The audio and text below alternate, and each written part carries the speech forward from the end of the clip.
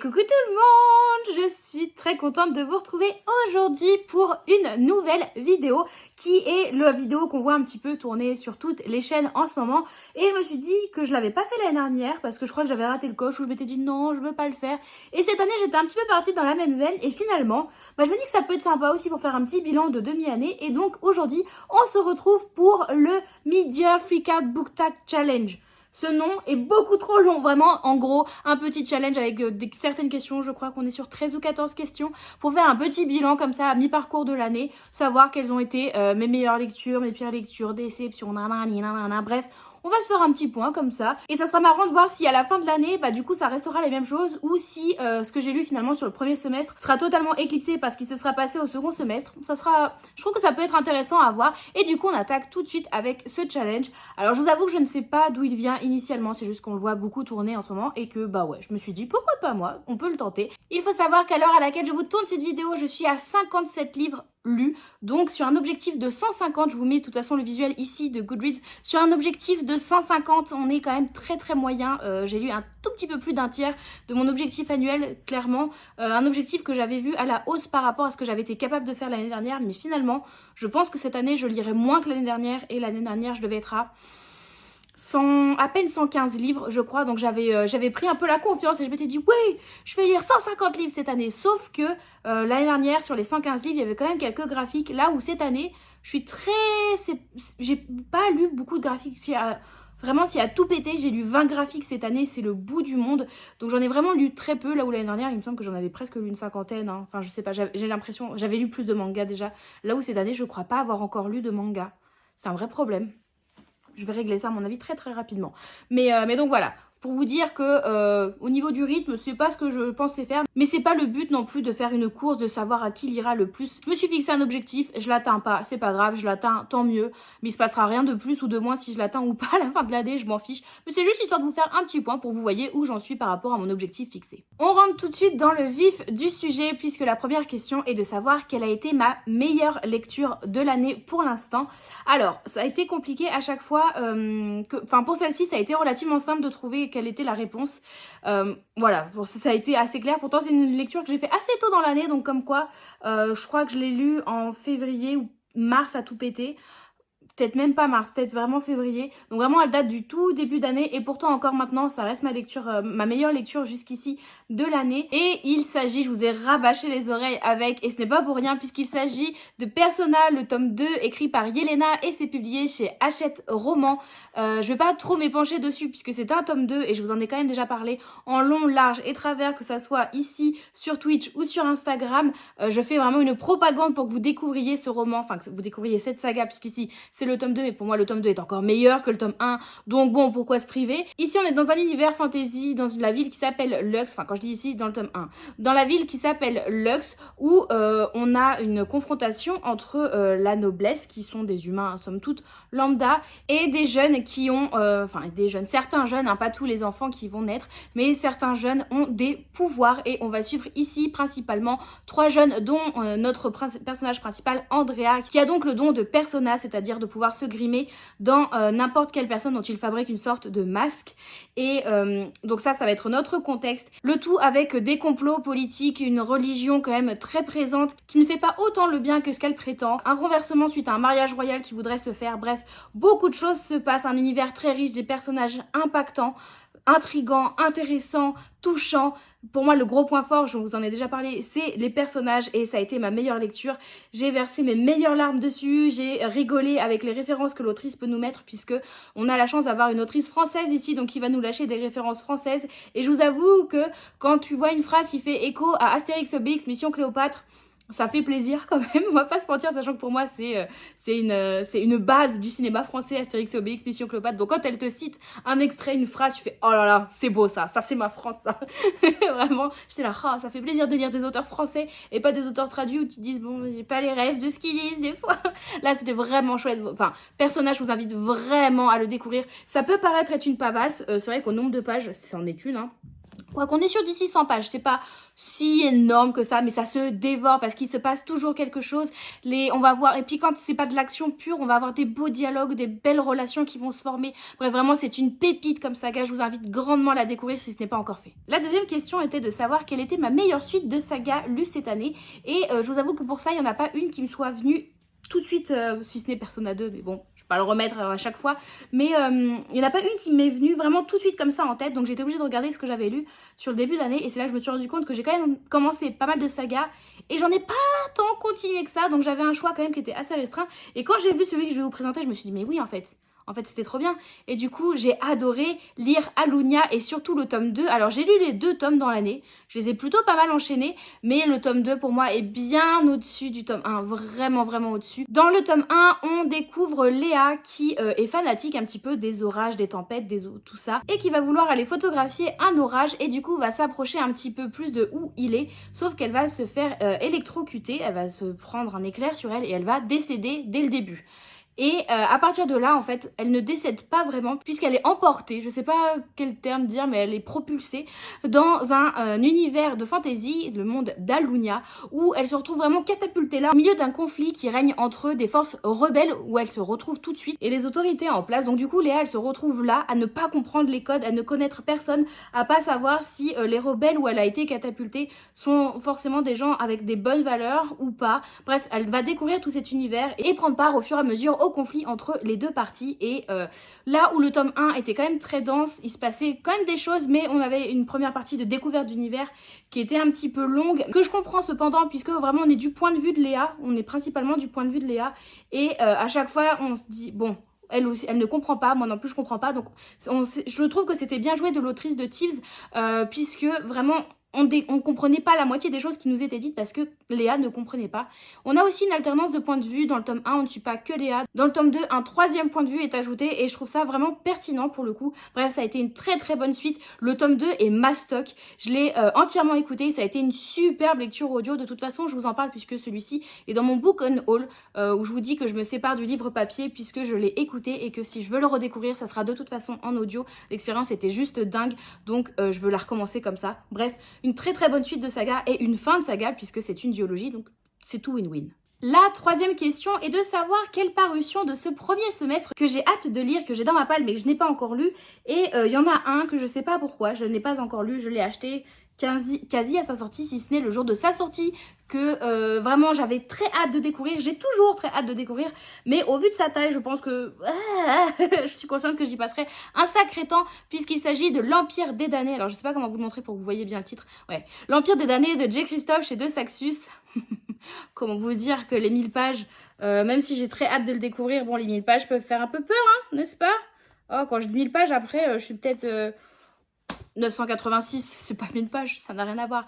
Je me doute en plus que je vais, bon, le dévorer, ça serait peut-être un abus de langage, mais que je vais beaucoup aimer, puisque ça avait été déjà le cas avec le tome 1, et donc c'est pour ça que j'ai très très hâte de lire cette suite. Mais ce n'a pas été encore le cas, il est sorti en avril, je crois. Bah écoutez, il est depuis avril dans ma palle. Voilà, donc je sais pas, je pense que maintenant ça sera peut-être, j'attendrai les premières, les premiers signes de brouillard, les premiers signes de jour qui se couche de plus en plus tôt pour le découvrir, mais là j'ai l'impression d'avoir raté un peu le coche à sa sortie, mais il me fait toujours grave envie, vraiment, sachez-le, mais ouais, sa taille où je me dis, bon Marie, est-ce que t'as envie de passer un mois complet sur un bouquin ?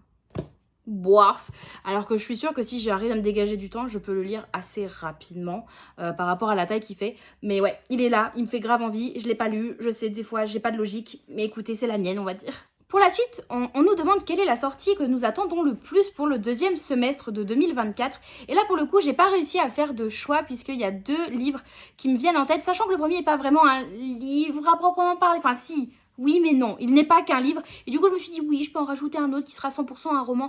Le premier, c'est, en plus, il sort tout bientôt, il sort fin août.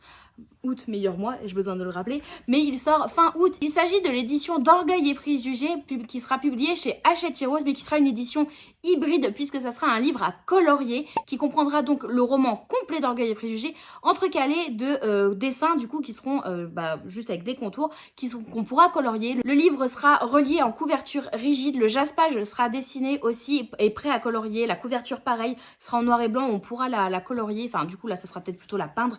Bref, ça a l'air d'être trop beau, je vais totalement craquer dessus évidemment. Déjà c'est Orgueil et Préjugés, donc bon, de base je suis bien attirée, mais d'autant plus quand on me dit qu'il y a du coloriage mêlé au roman, enfin bref, je trouve l'idée fantastique. Je vous mets le visuel ici pour que vous voyez un petit peu à quoi ça va ressembler, mais j'ai très hâte de voir à quoi ça va ressembler. Mais déjà une édition reliée d'Orgueil et Préjugés, même si elle n'était pas à colorier, il n'y a pas de problème, je signe direct. Et le deuxième qui me fait envie, il sort un petit peu plus tard puisqu'il sort le 18 septembre. Pour l'instant c'est la date qu'on a d'annoncer, elle peut changer, mais pour l'instant on est sur du mi-septembre en tout cas. Ça sera publié je crois chez Milady et il s'agit de Bride de Ali Hazelwood. C'est donc le prochain roman de l'autrice. Autrice qu'on connaît jusqu'ici en français pour ses romances contemporaines. On en a 4 de mémoire qui sont sortis en français. On en a 3 chez Hauteville. On a Love on the Brain, The Love Hypothesis et Love Theoretically qui sont sortis chez Hauteville et on a Chicken Mate qui est sorti chez Gallimard Jeunesse. Et bien là le prochain il sortira chez Milady.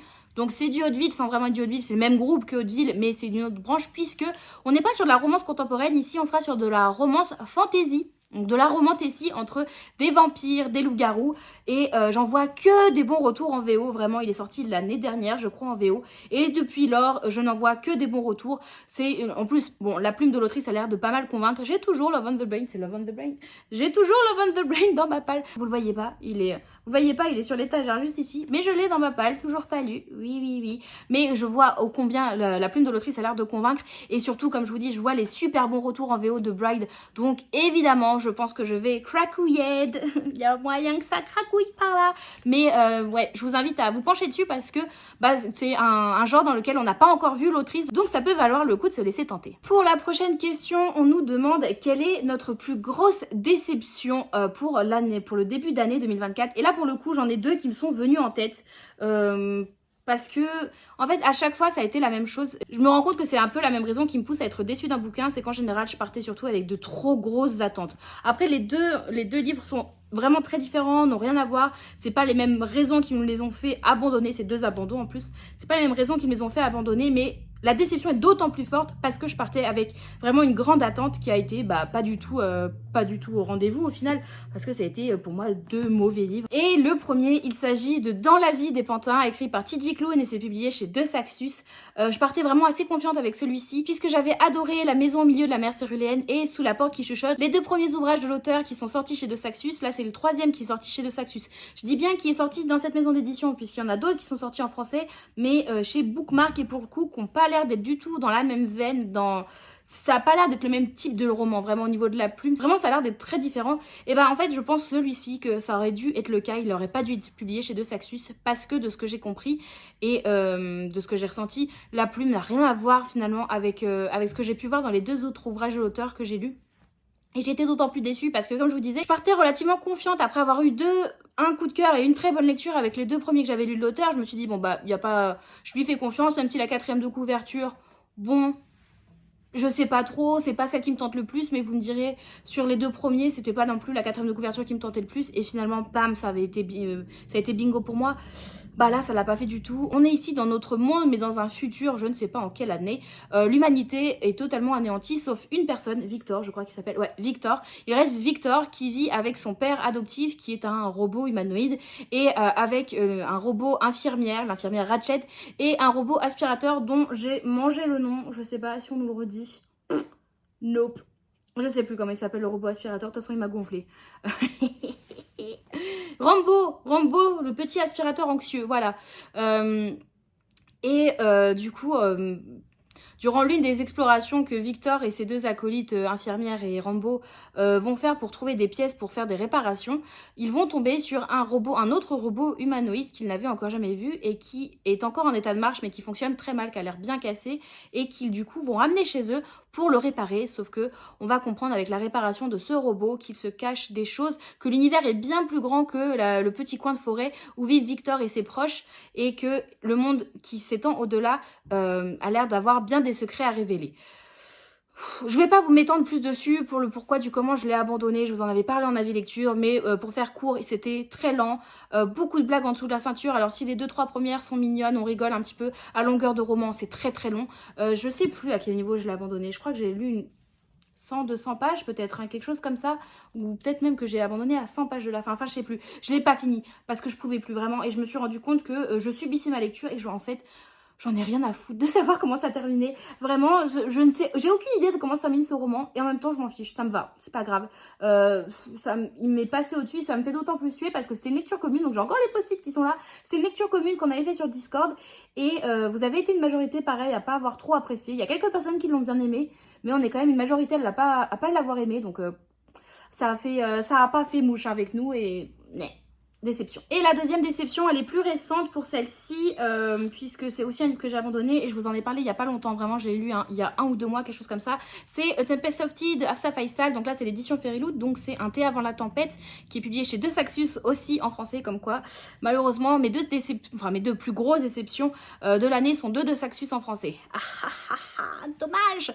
Là je l'ai pas abandonné, mais vraiment, je sais pas pourquoi je suis allée jusqu'au bout, ça méritait même pas. Je crois que je vous ai dit que c'était un abandon, c'est pas un abandon.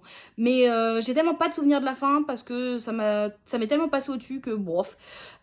Ici, on est dans un univers où les vampires existent mais se cachent. Et on va suivre notre héroïne, je ne sais plus comment elle s'appelle. Attendez, il y a les noms au début de chapitre. Dis-moi, Artie. On va suivre notre héroïne Artie qui tient un salon de thé le jour et qui se transforme en une sorte de banque de sang. La nuit, c'est un salon de sang. La nuit où les vampires viennent siroter un petit verre de rouge. Et je crois que j'avais déjà fait cette même vanne quand je vous avais parlé du livre. Ah, c'est terrible, c'est terrible. Du coup, pour moi, il y avait tout qui pouvait me plaire. Cette idée de vampire qu'on cache, Artie qui les aide, mais en même temps, qu'est-ce qu'elle en a à retirer, elle. Et on nous promettait aussi une sorte de casse à la sauce Six of Crows. Alors oui, il y a une histoire de casse qui fait un peu penser à Six of Crows, beaucoup moins bon que Six of Crows. Des personnages... Vraiment, j'en avais rien à faire de savoir ce qui leur arrivait. Des personnages clichés aussi. Des interactions qui étaient pas intéressantes. Bref, je vais pas parler plus de ça. J'ai pas un souvenir fou dessus. Et je le conseille pas forcément. Et quand je vois les premiers retours aussi en français dessus, ça a l'air d'aller dans ce sens-là aussi, où ça a l'air d'être pas mal des déceptions. Donc écoutez... Ouais, ça me va de me dire que j'ai pas aimé, je me sens limite dans la norme en disant que j'ai pas aimé, c'est dommage, mais ça l'a pas fait. Je vais essayer d'accélérer puisque finalement cette vidéo elle va durer beaucoup plus de temps que ce que je pensais alors qu'elle est censée être plus courte, donc on va essayer d'accélérer. La prochaine question c'est de savoir quelle est la plus belle surprise que nous avons eue depuis le début de l'année, et là pour le coup je vous ai ressorti ma première lecture de l'année puisque en plus c'est un roman graphique, donc waouh, c'est La princesse et le croque-monsieur. C'est publié chez Hachette Roman et c'est écrit et dessiné par Deya Muniz, c'est donc un roman graphique comme je vous le disais. Hop. Voilà, j'en attendais un petit peu de trouver ça mignonné, voilà. Et en fait, c'était tellement bien. Et là, je me suis rendu compte en préparant cette vidéo et pour savoir ce que j'allais mettre dans cette catégorie-là, que je savais pas trop quoi mettre. Et quand j'ai vu ce titre, je me suis dit, mais en fait, ça c'était trop bien, ça c'était génial, ça m'a vraiment touchée, j'ai été émue, j'ai trouvé qu'il y avait des belles valeurs, les dessins sont très beaux certes, mais les dessins sont très beaux, c'est factuel, les dessins sont très beaux, il y a des belles valeurs, les personnages sont touchants, c'est drôle, c'est émouvant, il y a tout en fait dedans. Dans un petit roman graphique comme ça, il y a absolument tout ce dont on a besoin, c'est doudou, ça donne envie de manger, vraiment il y a tout, vraiment, si vous ne l'avez pas encore découvert, je vous encourage grandement à le lire, ça se lit vite, c'est un roman graphique et c'est surtout que je me rends compte que j'ai envie de le relire. Alors que je l'ai lu il y a 6 mois. Vraiment, je l'ai lu, c'est la première lecture. J'ai dû le terminer le 2 janvier pour vous dire à quel point je l'ai lu en début d'année. C'est en début d'année.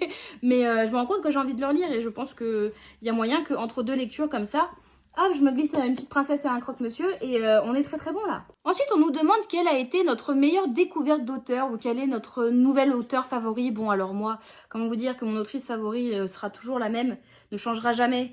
Mais du coup, elle n'est pas très active dernièrement puisqu'elle est décédée depuis quand même plusieurs centaines d'années. Hein, Jane Austen, je ne te parle pas de toi, mais bon quand même. Mais par contre, je me suis rendu compte que cette année, j'avais lu 3 livres d'un même auteur que je n'avais encore jamais lu. Donc j'ai découvert l'auteur, la plume de l'auteur cette année, je connaissais son nom, je connaissais le nom de ses ouvrages, mais j'avais encore jamais lu l'auteur. J'en ai lu 3 cette année. Et le fait est que les 3 livres ont été des bonnes lectures. Donc je me suis dit que c'était clairement un auteur que je voulais suivre et je parle ici de Ariel Holz. Donc je vous présente 2 des 3 livres que j'ai lus. Donc j'ai lu Runborn, le premier tome, et du coup le premier tome le premier tome de la duologie des Royaumes Immobiles. Donc ici la Princesse sans visage. J'ai aussi lu le 2e tome, d'ailleurs je vous en reparlerai très vite puisque je l'ai lu le mois dernier, donc ça sera dans mon prochain avis lecture. Mais du coup, j'ai lu cette duologie complète et j'ai lu ce premier tome-là. Et j'ai adoré, en fait. J'ai adoré à chaque fois.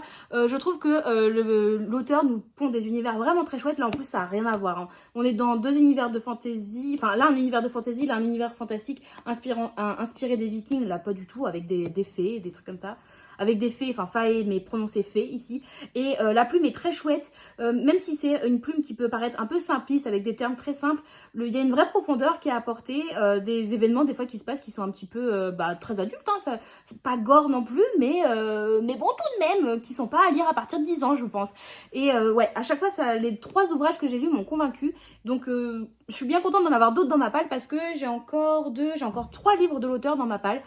Donc ça va, j'ai de quoi tenir et il y a moyen que j'en lise d'autres dans l'année et ça a été une très très chouette découverte. Je suis bien contente d'en avoir eu dans ma palle comme ça. J'ai pu le découvrir et en enchaîner quand même pas mal. Pour les 2 prochaines questions, je vais un petit peu les mettre ensemble et je vais pas y répondre parce que je sais pas vraiment quoi vous dire. On nous demande si on a un nouveau crush littéraire et sinon un nouveau personnage préféré. Alors faut savoir que les crushs littéraires, moi depuis Monsieur Darcy, de toute façon j'en ai pas. Voilà, je suis loyale en amour, donc mon cœur est à Monsieur Darcy pour toujours. Et de toute façon, j'ai lu Bridgerton, le tome sur Colline, il y a quelques années. Donc mon autre crush littéraire, ça aurait pu être Colline Bridgerton, mais c'était pas cette année. Donc dans tous les cas, ça marchait pas. Il y a personne qui les a détrônés cette année, écoutez. Et Monsieur Darcy, à mon avis, il n'est pas encore réveillé, le personnage qui pourra me faire dire que je le préfère à Monsieur Darcy, si vous voulez. Et un personnage que j'ai beaucoup aimé, bah écoutez, je pense à Andrea de Persona 2, dont je vous avais parlé, ma meilleure lecture de l'année pour l'instant. Andrea de Persona 2, enfin de Persona, ce personnage est fabuleux, j'adore Andrea, il est touchant, il est émouvant, Andrea, il porte pas le roman, parce qu'il y a d'autres personnages qui sont touchants, mais Andrea est une justification à lui tout seul pour lire Persona, si vous voulez mon avis. Ensuite, après avoir parlé crush, parlé choses positives, on nous demande quel est le livre qui m'a fait le plus pleurer. Voilà, sans transition, bonsoir. Et pour le coup, j'en ai un qui m'est venu tout de suite en tête parce que je l'ai terminé il y a quelques jours. Donc vraiment, je me suis souvenue à quel point j'avais pleuré. Enfin, je me suis souvenue avoir bien versé, avoir fait ceci dit, des pleurs propres. C'est-à-dire dans le silence, vraiment les larmes qui coulaient toutes seules. J'étais en live Twitch en plus, donc vous avez pu, pour ceux qui étaient là, assister à ces larmes silencieuses. Et un autre où, en fait, pareil, les deux, j'ai pleuré en stream. Clairement, il faut que j'arrête de lire des livres tristes en stream parce que vous me voyez chialer tout le temps, vous devez se dire, mais sa vie est nulle. Non, c'est pas ça le problème, c'est que mes livres, ils sont trop tristes, ok? Et le premier, du coup, qui est celui que j'ai terminé il y a quelques jours, auquel je pense, c'est L'Enfant de la Chèvre, écrit par Nathan Gilbert et publié chez Gulfstream. On est dans un univers fantastique qui se passe dans un désert où on suit le jeune Djibril qui vient d'un peuple nomade qui vit dans le désert, du coup, dans des caravanes et le récit commence par du coup le groupe de Djibril, donc sa famille et les proches du groupe de nomades vont voyager pour aller dans ce qu'ils appellent la Chèvre, donc on comprend que c'est un oasis, pour aller vers un oasis pour récupérer de l'eau, pour récupérer des denrées, parce que bon, le désert c'est compliqué si vous voulez pour faire pousser quoi que ce soit et pour un peu boire, donc ils vont se diriger par là, sauf que son groupe va subir une attaque et Djibril va se retrouver tout seul, séparé de tous ceux qu'il connaît et va entamer du coup une quête pour les retrouver, puisqu'il est conscient que ses proches ont été enlevés par des hommes ne vivant pas dans le désert. Dès le début, il va aussi trouver un robot qui appartient du coup au kidnappeur de sa famille et un robot qui est somme toute un peu cassé aussi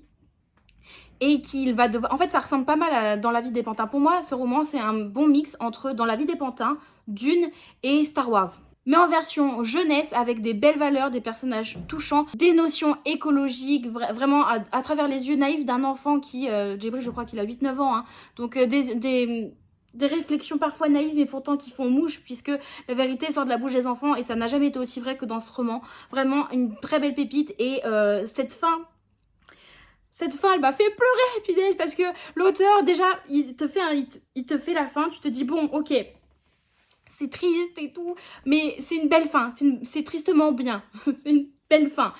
Mais il y a il y a une petite phrase, un tout petit twist à la fin, et tu te dis, mais putain, c'est encore pire que ce que je pensais. Voilà. C'est clairement ça. C'est clairement ça, et c'était vraiment bien. Et je vous invite vraiment à le découvrir.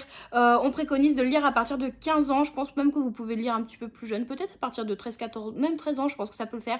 Mais c'est un très beau livre, très touchant, avec des belles valeurs, des beaux messages. Vraiment, je vous invite à le lire. Le deuxième livre qui m'a fait pleurer, je vais pas m'apesantir dessus parce que lui aussi je l'ai lu il y a pas si longtemps que ça, mais je vous en ai quand même déjà parlé en avis lecture.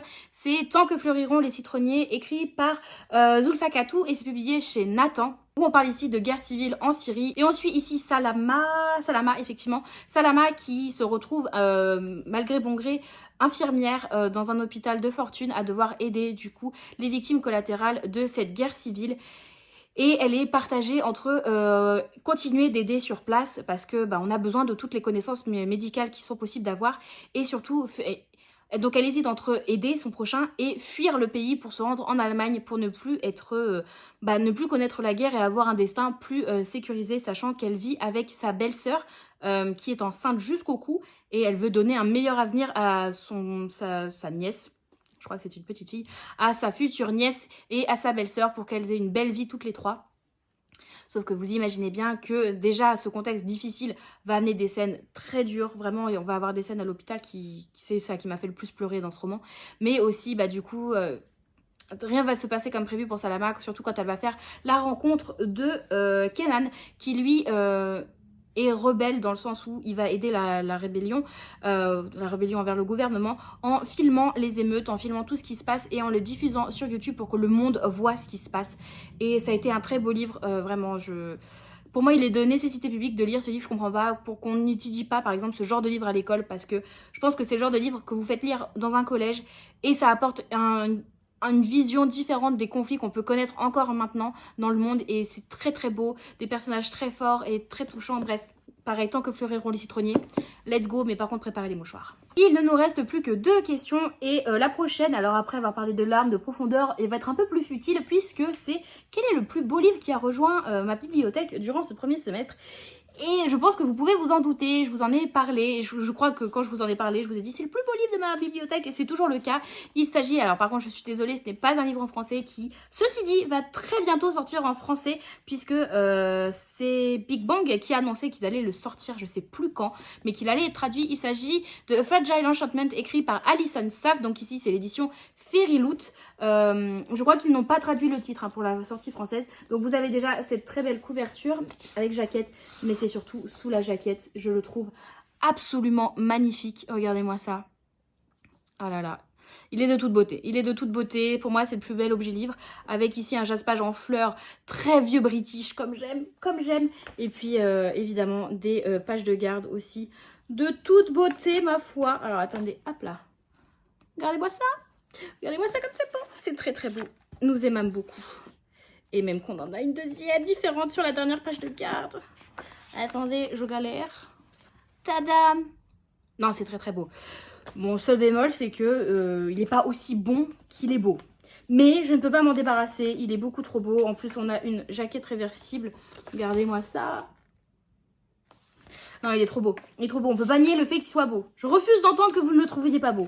Je ne comprendrai pas. Je ne comprendrai pas cette réponse. Donc ouais, c'est le plus beau livre, je pense, qui a rejoint ma bibliothèque sur ce premier semestre de 2024. Et pourtant, il y en a eu d'autres, des très très beaux.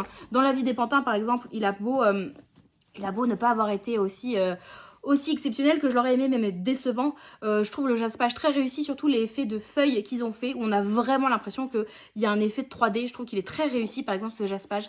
Après, il y a d'autres très beaux livres aussi, sans parler de relier ou sans parler de jaspage, qui ont rejoint ma palle. Mais ouais, c'est celui-ci, c'est celui que j'ai trouvé le plus beau et que j'aime regarder, et que c'est vraiment que je garde purement pour des raisons esthétiques. Pour la dernière question, c'est une question qui nous pousse vers l'avenir, c'est de savoir finalement qu'est-ce que j'ai encore dans ma palle que j'aimerais lire sur ce second semestre qui n'a pas encore été lu. Enfin, quand je dis dans ma palle, non, parce que je vais vous citer 2 livres, et il y en a un qui est dans ma wishlist et l'autre qui est déjà dans ma palle. Il est dans ma palle, je vais passer rapidement dessus aussi puisqu'il est dans ma palle du mois de juillet, j'aimerais le lire bien vite. Il était déjà dans ma palle du mois de juin, je l'ai pas encore lu. C'est The Gilded Cage, donc le second tome de The Prison Healer, écrit par Lynette Noni, et c'est publié chez Hachette Roman.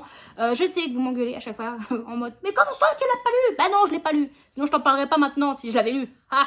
Mais non, je l'ai pas encore lu. Ceci dit, je pense qu'une fois que j'aurai bien avancé dans mes lectures en cours, il y a moyen que ça sera la prochaine, que ça soit la prochaine dans laquelle je me lance et que peut-être j'abandonne toute la vie pour enchaîner directement avec le tome 3 parce que quand je vois comment Anaïs, elle a enchaîné quasiment les 3 d'un coup, je ne me fais pas trop de mourons sur le fait que le tome 3 devrait pas trop tarder. En plus, si j'ai bien compris, la fin de ce tome 2 appelle encore plus le tome 3 que ça a été le cas à la fin du tome 1 par rapport au tome 2. Donc, bon, j'ai bon espoir de le lire très vite. Et c'est comme ça, en plus, je me donne un petit devoir. À court terme, ça peut le faire. Et l'autre roman que je vous dis que j'aimerais bien lire sur ce second semestre, que je n'ai pas encore mais qui est dans ma wishlist, c'est La Reine Traîtresse, donc le second tome du Pont des Tempêtes de Daniel L. Jensen, et c'est publié chez Brajlon, celui-ci, chez Brajlon. Il est dans ma wishlist depuis bien avant sa sortie, il était même dans ma wishlist à partir du moment où ils ont annoncé la sortie, donc avant la sortie, avant le jour de la sortie. Donc pour vous dire, sachant qu'il est sorti l'année dernière, en début d'année, ça doit faire plus d'1 an. Ça va faire plus d'1 an qu'il est dans ma wishlist, que je l'ai toujours pas acheté, qui me fait énormément envie, qu'à chaque fois que je le vois en librairie, je me dis ah oui, il me fait trop envie, je le prends pas. Je sais pas pourquoi. Je ne saurais pas expliquer, c'est toujours ma logique, pas logique, hein, vraiment, du pourquoi, du comment je l'ai pas lu, je sais pas. Mais de toute façon, je me suis dit que il est dans ma wishlist, si on me l'offre pas pour mon anniversaire, c'est pas un appel à cadeau ce que je suis en train de faire, mais si on ne me l'offre pas pour mon anniversaire, je me le fais en cadeau de mois à mois. Il y a un moment, ça peut plus durer. Donc, au plus tard, mi-août, je l'ai. Je m'en fous. D'une manière ou d'une autre, je l'ai. Et c'est là qu'on nous dit qu'il y a une rupture de stock sur les reliés. Je crois que je pète un câble. Ah, s'il y a une rupture de stock sur les reliés, je pète un câble, j'incendie tout. Mais pas les livres, parce que l'autodafé, c'est moche. Mais ouais, La Reine Traîtresse de Daniel Jensen, vraiment. Sachant qu'en plus, je vois aussi des très bons avis arriver sur le tome 3, L'héritier trahi, qui est finalement le premier tome d'une deuxième duologie dans l'univers du Pont des Tempêtes. Mais bon, chaque chose en son temps, on va déjà finir la première duologie, là, oui, ça pourrait être pas mal, ça pourrait être pas mal. Donc il me fait trop envie, vraiment il me fait trop envie, je sais pas pourquoi j'attends. Le plaisir de se faire du mal, peut-être, c'est peut-être ça. Donc voilà, on a fait le tour de ce petit tag littéraire, j'espère qu'il vous a plu. Ça m'a permis aussi moi de faire un petit point sur mes lectures jusqu'ici, ça m'a permis de revoir aussi en cherchant les livres que j'allais vous présenter. J'ai fait un petit point sur les lectures que j'avais fait jusqu'ici, et c'est vrai qu'il y en a certaines que en les voyant je me suis dit ah oui c'est vrai c'était bien parce que nanani nanana, et il y en a d'autres je me rends compte, je les revois, je fais bah, j'ai pas plus de souvenirs que ça. C'est là qu'on se rend compte qu'il y a des lectures qui sont quand même plus impactantes que d'autres et je trouve ça super intéressant. N'hésitez pas vous à me dire quels sont les livres qui rentrent pour chacune des catégories en commentaire. Je serais très curieuse de voir quels sont les livres qui vous ont marqué, vous, pour des raisons positives ou négatives, sur ce début d'année. Il y a moyen que je rajoute encore plus à ma wishlist ou que peut-être je mette en priorité dans la palle si vous citez des livres que j'ai déjà. Rien n'est impossible, n'est-ce pas? Si vous avez envie de commenter mais que vous ne savez pas quoi mettre, vous pouvez mettre l'emoji, pas l'emoji citron parce que je vois encore tant que fleuriront les citronniers. Les citrons, c'est toujours dans la saison, c'est très estival, on est très bon. N'hésitez pas à liker, commenter, vous abonner et si vous êtes vraiment sympa à partager cette vidéo. Merci beaucoup à tous ceux qui prennent le temps de soutenir la chaîne, que ça soit de n'importe quelle façon, vous êtes vraiment au top du top. Merci beaucoup à vous d'aider à donner un petit peu plus de visibilité à chacune des vidéos que je peux faire, ça m'aide énormément et un grand merci tout particulier aux personnes qui souscrivent à la chaîne, qui lâchent le petit 2 € mensuel pour avoir les vidéos en avant-première et avoir des belles emotes dans vos commentaires, ainsi que le petit grimoire devant votre pseudo. Vous êtes au top, merci beaucoup les copains, vous êtes les meilleurs. En attendant une prochaine vidéo, vous pouvez me retrouver de façon quasi quotidienne, que ça soit sur Twitch, Instagram ou Discord, dont les liens sont dans la barre d'infos comme d'habitude, donc n'hésitez pas à nous y rejoindre. Je vous souhaite à tous de très belles lectures et à une toute prochaine. Bye bye!